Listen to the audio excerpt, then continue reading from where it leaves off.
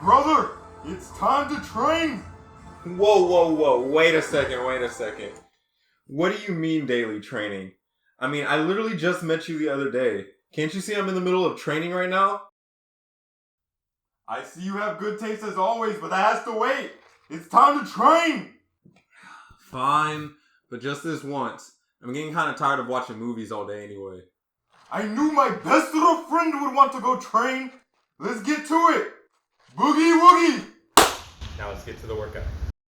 What's up, guys? I'm NCBTV, and today we're diving into Jujustu Kaisen and my thoughts about it. Now, it's been a hot minute since the first season of Jujustu Kaisen has ended, and now everyone has either picked up the manga or is patiently waiting for the movie to come out later this year.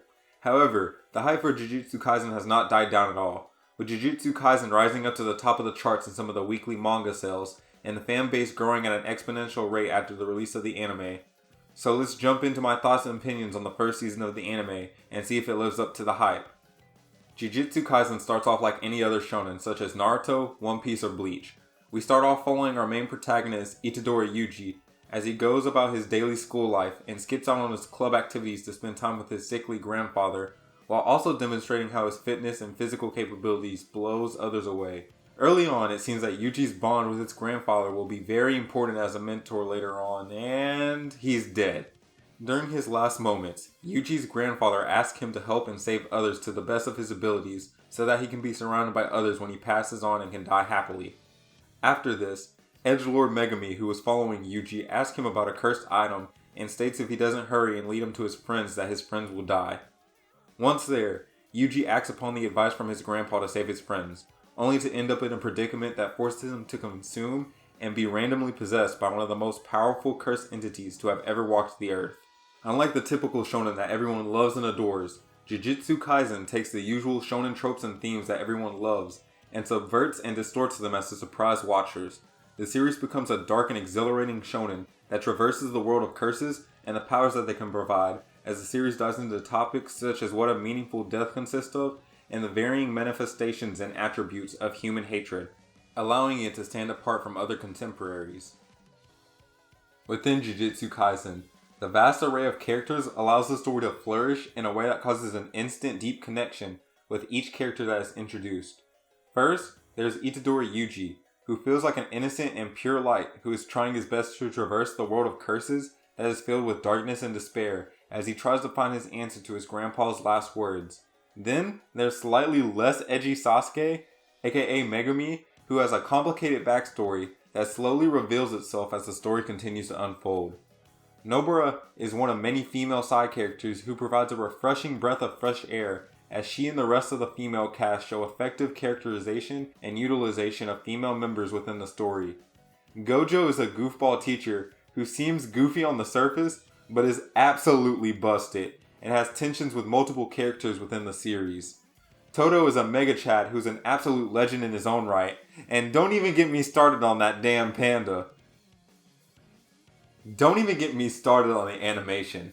Studio Mappa's Sungho Park and team worked their magic on the animation and art within this series, providing some of the most visually stunning scenes that have been presented in anime, rivaling the work of other major powerhouse studios such as Studio Ufotable's work on the Fate series and Demon Slayer, or Studio Madhouse's Season 1 of One Punch Man. I'd easily have to give this artistic masterpiece a 10 out of 5 alone for how it looks. And if you don't believe me, just watch the first opening for a teaser of what the series has to offer. Speaking of the first opening, it's an absolute banger. This is the type of opening that I gotta turn on whenever I'm getting serious in the gym. Likewise, the whole OST is made in a fashion that effectively amplifies the emotions and atmosphere within whatever is occurring on screen. The eerie soundtracks make you feel as if there's an ever-looming sense of danger and tragedy following each action. The hype music gets the adrenaline pumping so much that I listened to it throughout the recording of this video. Especially the working overtime OST, that one's just a straight banger. And the endings help to bring you down from the adrenaline highs from the fights in the episode. Overall, the first season of Jujutsu Kaisen was easy to review, as I waited in great anticipation for each week's episode to come out as it was airing, and found just as much enjoyment rewatching it for a second time. The overall feel of the show provides you with everything that is loved about a typical shonen, without repeating the same predictable and consequently less exciting plot of its predecessors and contemporaries. This allows for the watcher to easily immerse themselves in the world and have a great time. Overall, I gotta give the first season of Jujutsu Kaisen a 9.5 out of 10 and would highly recommend anyone who surprisingly still hasn't watched it yet to give the first 4 episodes of the series a try in order to see if it's for them. Now enjoy the rest of the workout.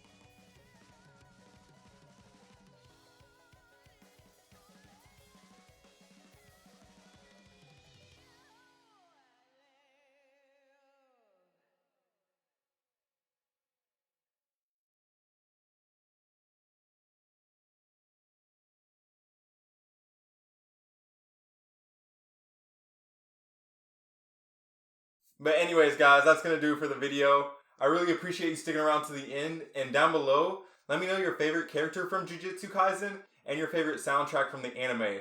Mine's working overtime, but with that, guys, you already know what it is. You know you got to hit that like button, smash the subscribe, and ring that notification bell. Now, if you excuse me, I can get back to some training right now. But until next time, guys, keep dreaming on.